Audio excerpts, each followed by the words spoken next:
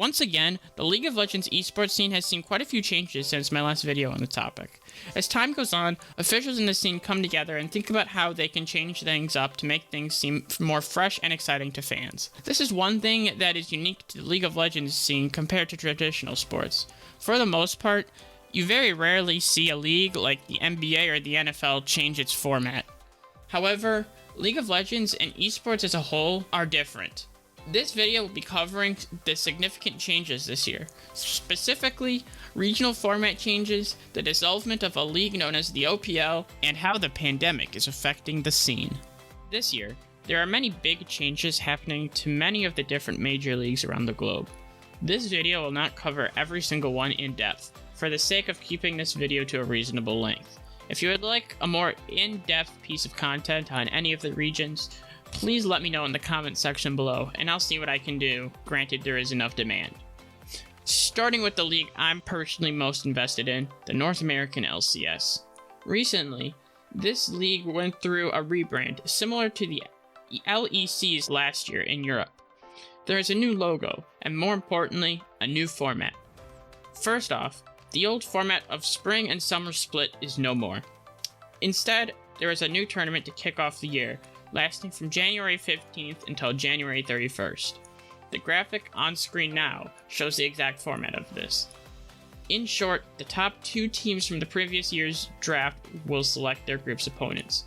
This year, those teams are TSM, who won the previous summer split, and FlyQuest, who lost to TSM in the finals last year.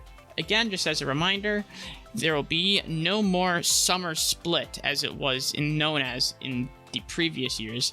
However, they have to go off of last year's summer split because this new tournament obviously did not exist last year. Anyways, each group contains 5 teams that will play in a 4-day round robin to determine the best 4 teams from each group. Those 8 teams will then be seeded into an 8-team best-of-3 single elimination bracket. From there, the tournament goes on until a champion is decided.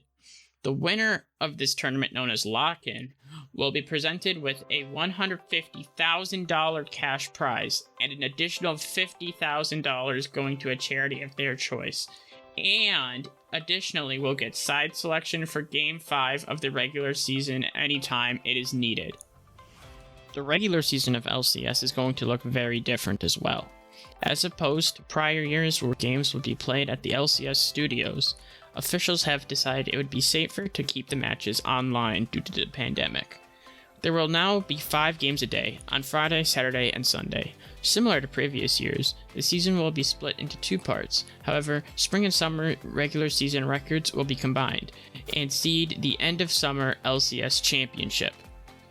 One thing that is similar to previous years internationally is the mid-season tournament that will exist, known as MSI. However, getting into this tournament for North America specifically is going to look a bit different.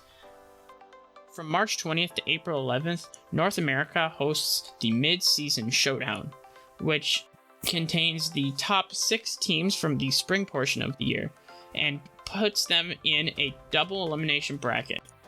The exact format of this bracket can be seen on screen now. Feel free to pause the video and look at it in greater depth. For the sake of time, I will not be explaining it in very much depth verbally.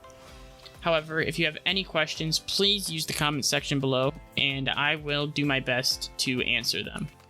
Additionally, there is also the LCS Championship, which is arguably the most significant tournament of the year regionally. This is the tournament that determines which teams go to Worlds from North America.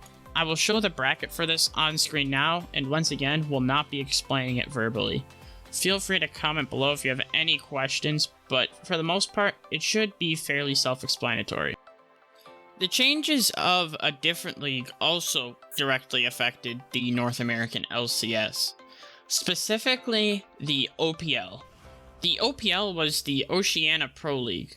In other words, it was mostly the region of Australia and its surrounding countries. This league was disbanded by Riot.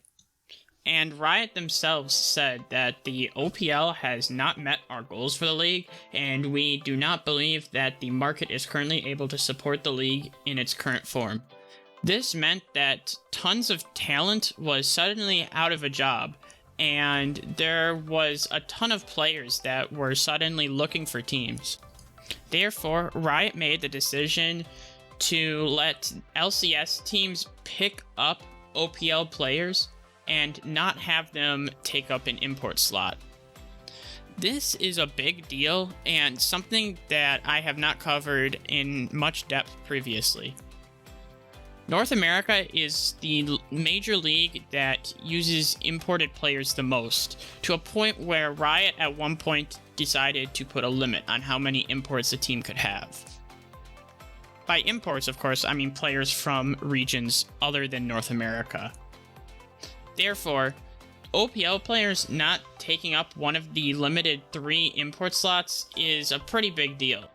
While the OPL was never a region as significant as Korea, China, or Europe, there are still individual players there who have shown pretty good potential, and LCS teams have definitely shown interest in picking up. So once again, as a brief summary, the OPL, or the Oceanic Pro League, disbanded, and now its players are considered resident players and not imports for North American LCS teams. That should conclude the significant changes for this season of the North American LCS. Again, there are some changes to other regions, but I mainly wanted to focus on LCS for this video as it was still quite a bit of content that needed to be covered. And if I covered the significant changes in other regions, this video would likely be significantly longer. So if there is an interest in the changes in other regions, let me know what region you're interested in hearing about. Or if you just have a question, please let me know in the comment section below, and I will try to cover any confusions there. So that's going to do it for me.